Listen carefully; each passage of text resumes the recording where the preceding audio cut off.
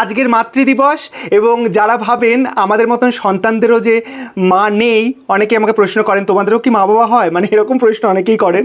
আমাদেরও মা বাবা হয়, আমরাও মাতৃগর্ভে জন্ম লাভ করি, আমারও মা আছে।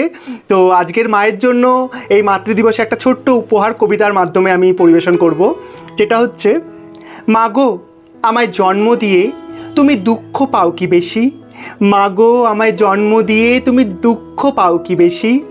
মা বলেন আমি পুত্র কন্যা একই সাথে পেয়ে আছি বেজায় খুশি। মাগো তুমি সমাজের তাচ্ছিল্য শোনো, তার কারণ কি শুধু হই আমি। মাগো তুমি সমাজের তাচ্ছিল্য শোনো, তার কারণ কি শুধু হই আমি। মা বলেন আমার সন্তান নিজ মতো করে বাঁচুক, এটাই আমার কাছে সবচেয়ে দামি। কেমন হয়েছে? সুন্দর লিখেছিস তুই, ভালো লিখেছিস কবিতার, সত্যি কথা। মাতৃদিবসে আমাদের দেওয়ার মতন কিছু নেই, তাই মাকে এই কবিতাটা উপহার আরেকবার করলাম। আমার সন্তান খুব ভালো, সত্যি কথা। না ওরকম ব্যাপার না, সব সন্তানরাই তার বাবার কাছে সবাই ঘরে ঘরে জন্ম হয়, যেন তারা ভালো থাকুক, তাদের মা বাবাদের। আমাকে অনেকেই প্রশ্ন করে তোমার মা আছে, তোমার বাবা আছে।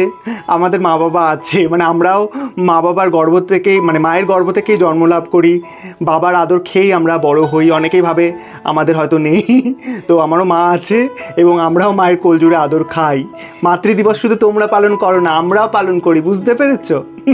শুধু পার্থক্য হচ্ছে মানুষ অনেকে আমাদের মাতৃদিবসের মানে আনন্দটা মেনে নিতে পারে না। অনেক মানুষেরা আছে, মানে আমরা যে মা বাবার আদর পেতে পারি সেটা অনেকে মেনে নিতে পারে না, ভাবে এদেরকে তাড়িয়ে দেয় না কেন ঘর থেকে, এদেরকে বাইরে বের করে দিলে হয়তো ভালো হতো, এরকম ভাবে।